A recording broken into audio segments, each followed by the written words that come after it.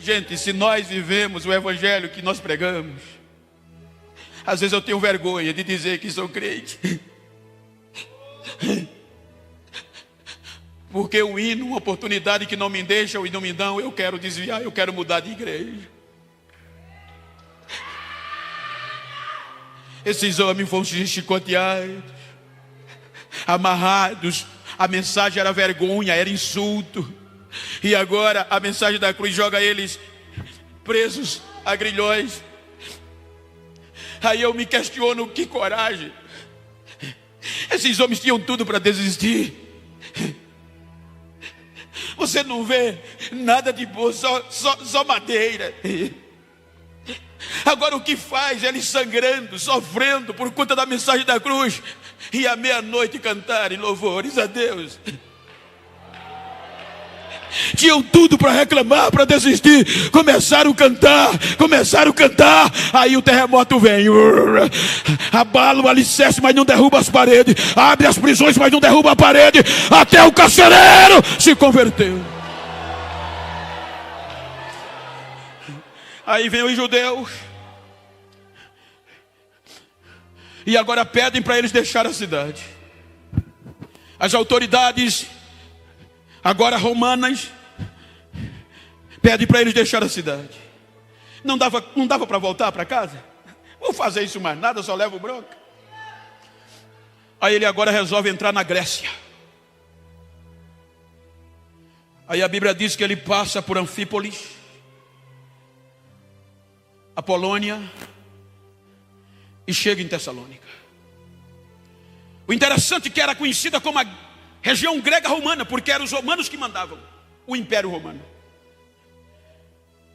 E para pregar para os gregos era mais difícil, porque a Grécia era o berço da democracia, era o berço da civilização, como eu falei um pouco antes. Era uma região habitada por homens livres e judeus, filósofos. Então, para incutir no coração de um grego que Jesus era o Messias, era mais difícil. Por quê? Porque quando eles pregavam, os gregos diziam: ó, vocês estão loucos. Como é que vocês pregam um homem inteligente e sábio mais do que os nossos filósofos e morrem de morte de cruz? Isso é conversa. Vocês estão loucos. Porque só morre de cruz quem é besta, quem é bandido. Então não entrava.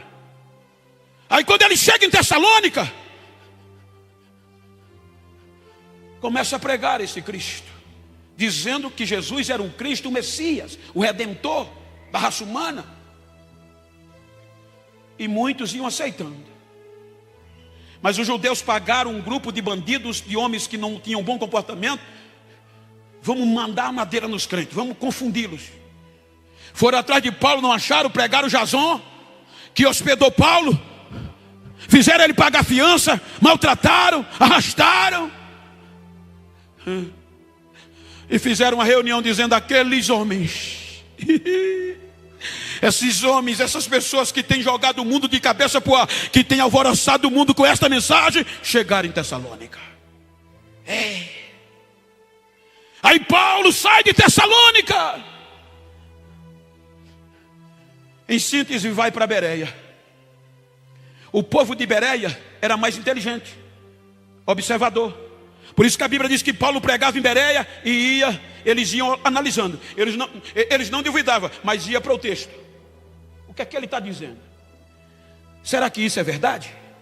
E Paulo, pelo Espírito, convencia muitos que Jesus era o Senhor. Quando ele sai de Bereia, vai querer tirar umas férias, vou usar o termo, em Atenas. Quando ele chega em Atenas, que vai passear, não resiste. Muita idolatria, e no meio da idolatria vê um altar ao Deus desconhecido. Ele: não vou perder tempo. Começa a pregar a um Deus desconhecido, e a antena é sacudida também. Aí agora ele vai a Corinto. Corinto era a capital grega romana. Há quem diga que Corinto tinha cerca de 800 mil habitantes naquela época. Corinto tinha alguns pontos como capital, por exemplo. Por mais que Canaã dos Carajás seja próspero e bom de morar, mas quem pega a fama é Belém, que é a capital. Eu vou para o Pará, mas você tem que passar em Belém, num contexto normal. Então, como Corinto era a capital, atraía muitas pessoas por conta de referências.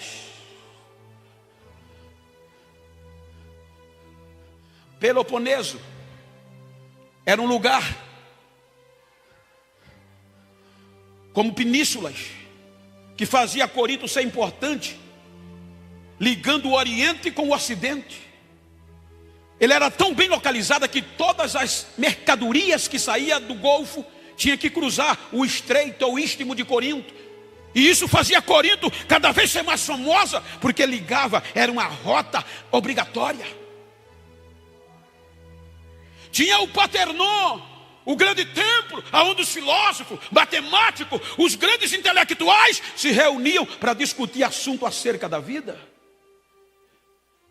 O deus Dionísio ou Baco, o deus da erudição, o deus erótico, melhor dizendo, a deusa do amor, tudo isso fazia Corinto ser licenciosa, prostituta.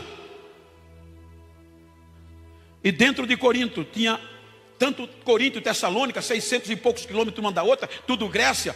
O que regia era a filosofia. Zenon, estoicos, Epícuros, epicureus, Platão, todos os filósofos tinham os seus discípulos. Então, como incutir nessa cidade o evangelho? Veja que Paulo começa a pregar e ele é refutado, a ponto que ele volta injuriado. Capítulo 18 de Atos: eu não vou mais pregar a mensagem a judeu. Revoltado porque eles refutaram a mensagem. Quando ele vai deitar, e o Senhor vem e diz: Paulo, não tenha medo, fale e não se cale. Eu estou com você e ninguém vai fazer mal a você. Eu tenho muita gente nessa cidade.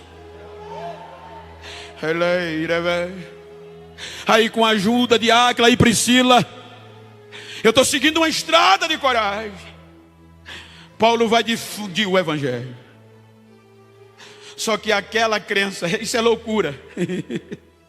Os gregos diziam: não, é loucura. O evangelho para os judeus era ofensa e vergonha, para os gregos loucura. Aí não, nós não vamos aceitar não.